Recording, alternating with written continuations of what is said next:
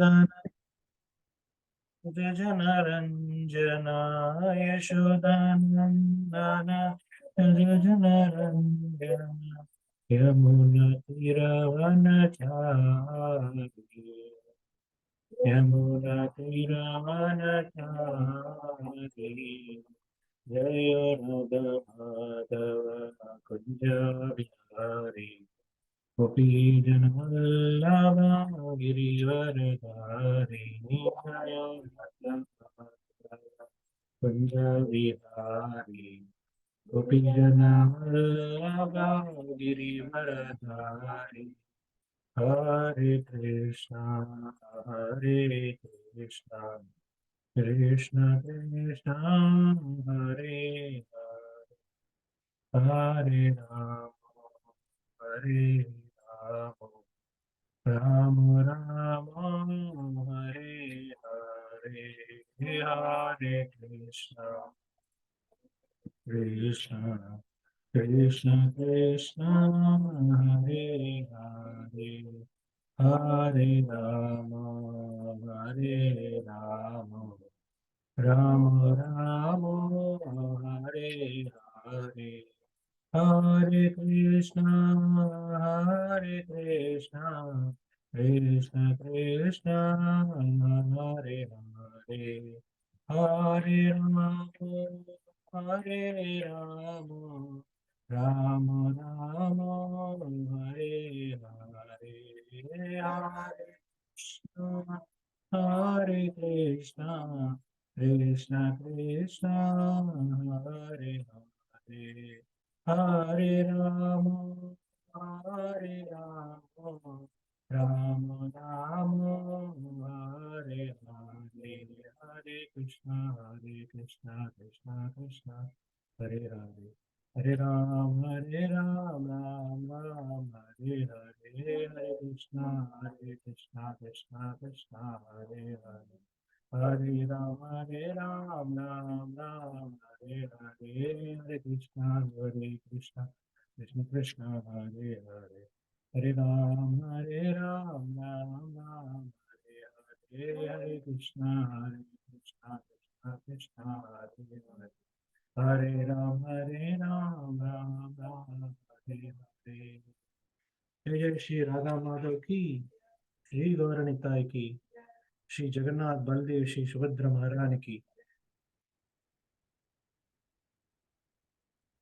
ओम अज्ञानतिमिरान्धस्य ज्ञानाञ्जनशलाकया चक्षुरुन्मिलितं येन तस्मै श्रीगुरवे नमः। श्रीचैतन्यमनोभीष्टं स्थापितं येन भूतले स्वयं रूपा कदा मह्यं ददाति स्वपदान्तिकं। वन्देऽहं श्रीगुरो श्रीयुतापदकमलं श्रीगुरून् वैष्णवांश्च श्रीरूपां साग्रजातां सहगना रघुनाथान्वितं तं सजीवं साद्वैतं सावधूतं परिजनसहितं श्रीकृष्णचैतन्यदेवं श्रीराधाकृष्णपादान् सहगना ललिता श्रीविशाखान्वितांश्च। हे कृष्णकरुणा सिन्धो दीनबन्धो जगत्पते गोपेश गोपिकान्त राधाकान्त नमोऽस्तुते। तप्तकाञ्चना गौराङ्गी राधे वृन्दावनेश्वरी वृषभानुसुते देवी प्रणमामि हरिप्रिये। वाञ्छाकल्पतरुभ्यश्च कृपा सिन्धुभ्य एव च पतितानां पावनेभ्यो वैष्णवेभ्यो नमो नमः।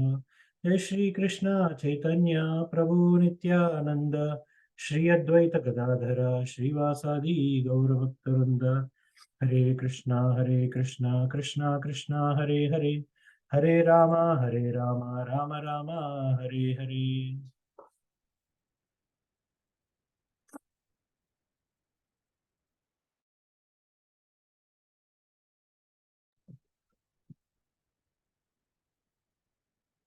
In previous classes, we have discussed about scriptures, especially Vedas, why we have to believe in Vedas, and what are the ways we can acquire knowledge. We have seen that we can acquire knowledge in three different ways. We have seen the Pratyaksha Praman, Anuman Praman, and Shabda Praman. We have seen what are the disadvantages of solely believing on Pratyaksha Praman and Anuman Praman. And we have established that Shabda Praman is more prominently used for understanding any Vedic knowledge.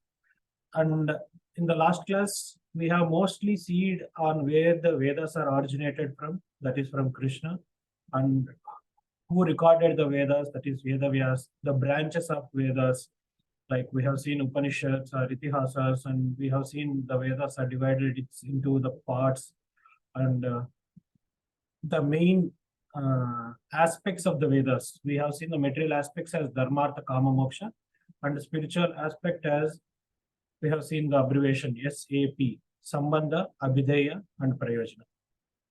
Today we will be discussing mostly on faith. How can we believe on Vedas? Why should we believe on Vedas? Mr. Krishna Sundar, you are saying that Vedas are the ultimate proof, and why should anybody believe? Why should you believe that Vedas are the thing? This will be a ongoing class. Like faith is something. Faith in Sanskrit is called as Shraddha. Shraddha is the first stage of practicing devotional serving. Devotional service as Ado Shraddha, Sadhu Sangha, Bhajana Kriya. So it goes as 9 stages. The first stage is Shraddha, that is, you have faith. You have faith on the process. So we are going to see more on the faith. And this will be a theoretical knowledge, or you can see this is one of the process of improving the faith, that is by hearing from those who has faith. By practicing devotional service, by hearing from devotees, by chanting the holy name, by experiencing the devotional service, we will have more faith.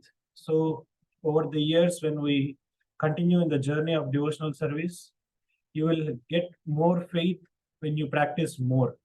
So this is not a single class that once the class is over, you have 100% faith on everything. That's not going to happen. It is based on your practice. You are going to get how much Shraddha or how much you have faith on devotional service. When difficulties come, when we use our intelligence and our intellect through the eyes of Shastra, that is Shastra Chakshu, and when we use that Shastra Chakshu, then when we face those difficulties and when we apply the scriptures, then our faith increases more and more.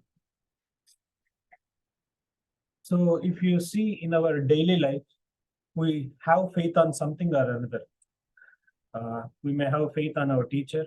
We have faith on the bus conductor or the bus driver. We have faith that nothing is going to happen tomorrow.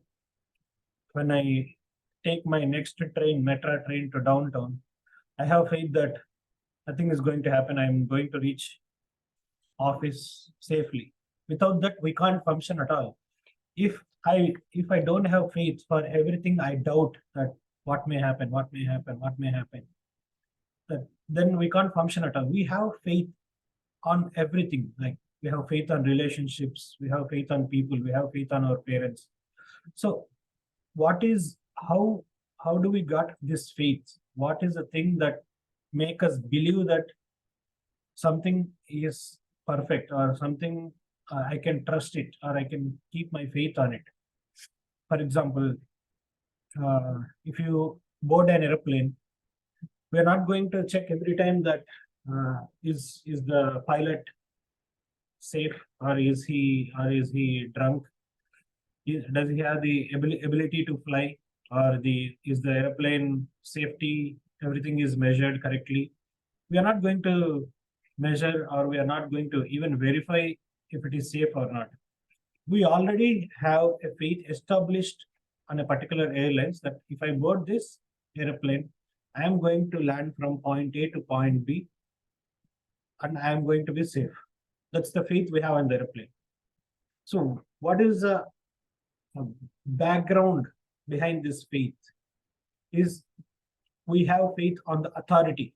We have faith that there is a government and there is a governing body which is taking care of all the airplanes, and they are going to investigate or they are going to measure all the things, either the weather or any other conditions, if the flight is itself safe.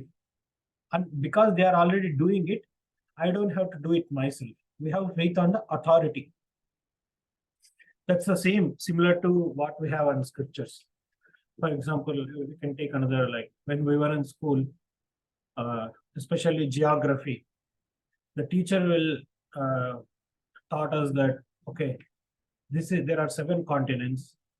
You have Asia, you have America, you have North America, South America, Africa, Australia, Europe.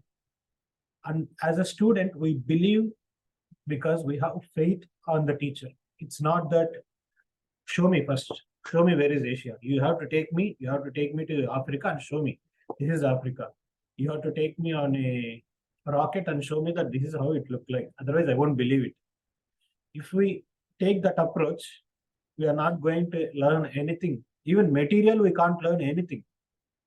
If in any science, even in school, like we go to chemistry, or is it physics, anything, we believe because we believe based on the authoritative statements. Like people say there is an electron, there is a proton. How many of us have seen, even with the scientific development which we have today, have we seen an electron or proton? Somebody may have seen, or somebody just experimented. We have faith that on the science, or on the scientist, on a person or a school, and we believe whatever they say. And that's how we are educated, or we got the knowledge from. So similarly, we put our, like as a devotees, we put our faith on scriptures because they are apaurushaya. Paurushaya means that which is infallible, or that which is not made by human. If made by human, it may be thought by human, but it is coming from God Himself. Then we can say that how can you say that it's a word of God? How do you know that it's a word of God? How can I believe it? Maybe some good person may have written the Vedas. He may be sitting in his cave and maybe thinking, everything is chaos. Let me write something that will help others. So he may have, many people say this. Maybe some good person may have written it. That's why everyone follows. There is no such thing as God. How do we know that it is? How can we know that it is written by God? How can we know that it is truth? See, if you see if any food item, or if you go and purchase a pizza, you can't tell this pizza is amazing, it's delicious. This gulab jamun is amazing, delicious, just by looking at it. You have to first eat it. You eat it, then you can tell whether the gulab jamun is sweet, they used sugar or salt. So similarly, in the process of devotional service, for you to understand, or for you to have a firm faith, you should practice. And it's not that we are asking you have to blindly believe something. You have a basic faith. You have a basic faith. Okay, Krishna is God, and I have whatever is said in the Vedas is the word of God. You start with that, and when you start practicing, you can observe yourself that the faith will increase, and you will get more stable understanding on whatever is said in Vedas is true, because you will experience that truth. When you experience it, that is more reliable than just, okay, I see and believe it. And it's not that we are looking for any blind faith, or you should believe. If you see it, if you look at Bhagavad Gita, start with Bhagavad Gita. If you see the first chapter and second chapter, it is clearly said. Second chapter, Krishna says, Dehinosmin yata dehe kaumaram yavanam jara tata dehantara praptir dhiras tatrana muhyati. Just as a person takes out his old dress and he puts on new clothes, similarly, soul leaves the body and takes a new body. And even Krishna also explains that just as a boy or a child, boy, and then a man, and old age and death, like you are passing through the lives, even in this life, you can see change in body. The same is explained. Just like how there is a change in body in your life, there will be a change after the life, which is a logical statement.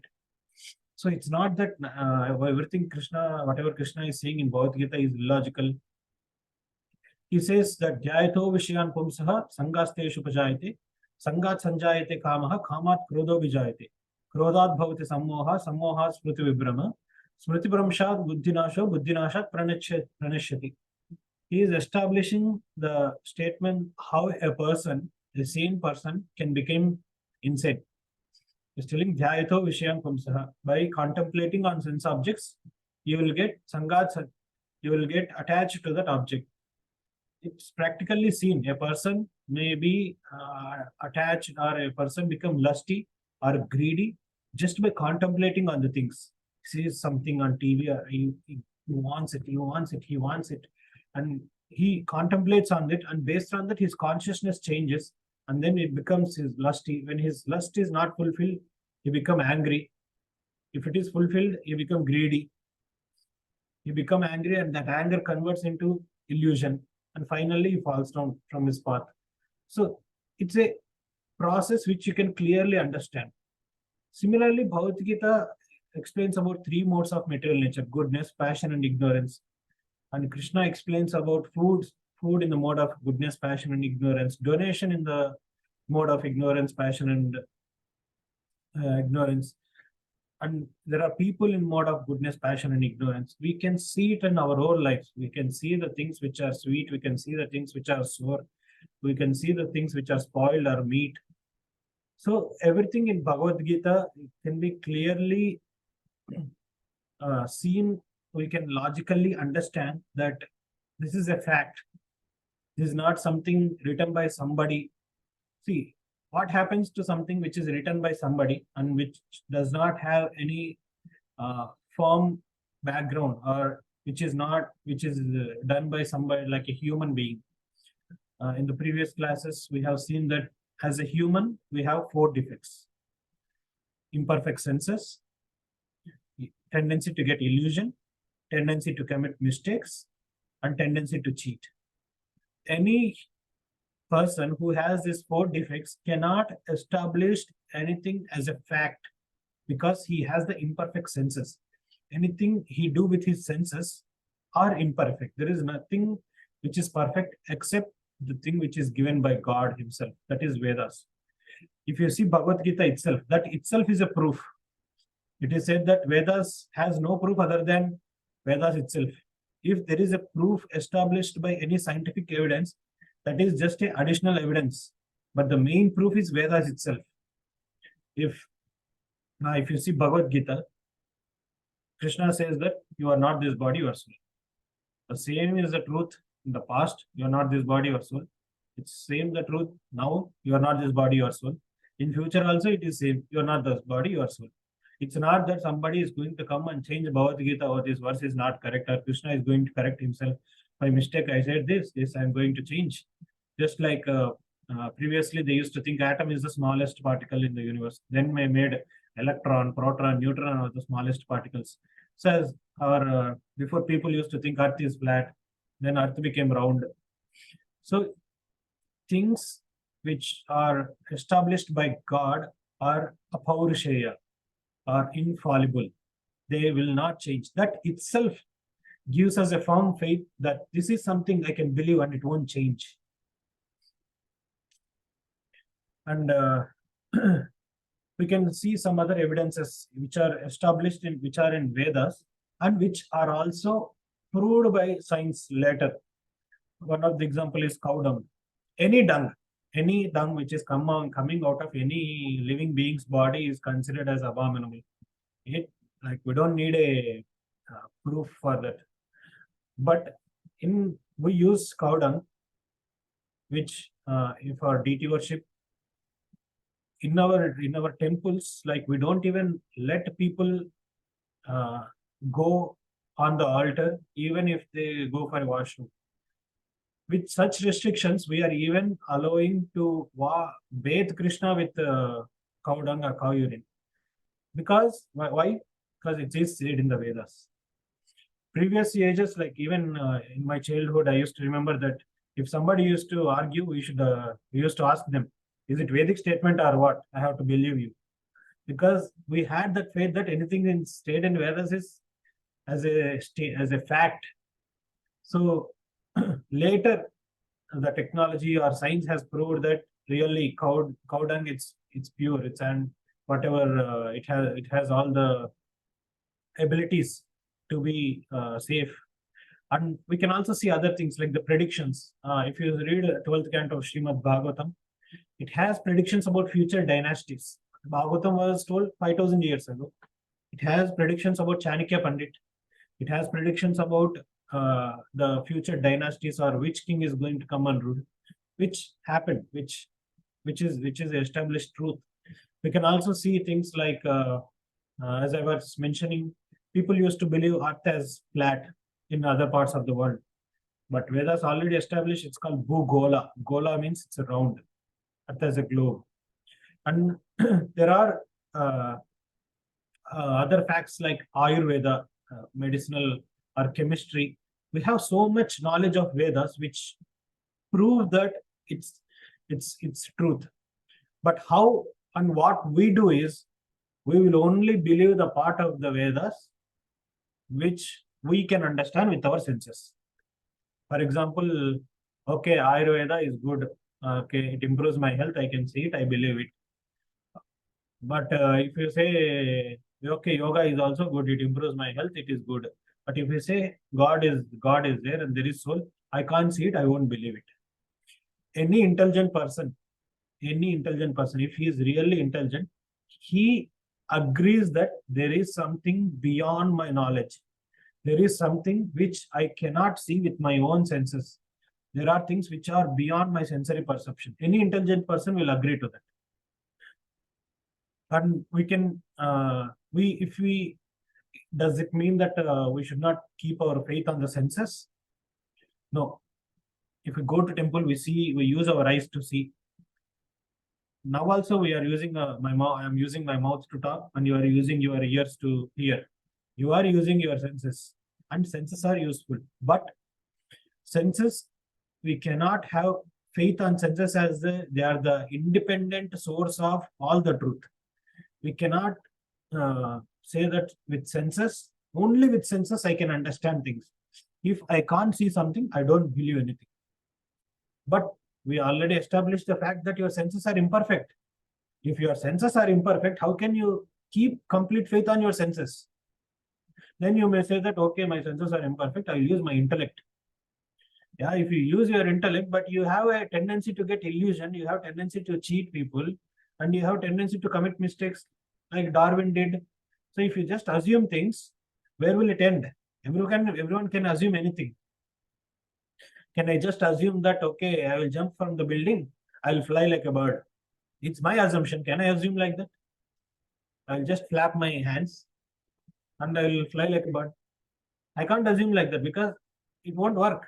So you can't assume things just that's Anumana Pramana. I assume with my intellect, okay, something which I believe with my own intelligence. But there are things which are beyond your own intelligence. When we talk about spiritual concepts or spiritual truths, it's beyond matter.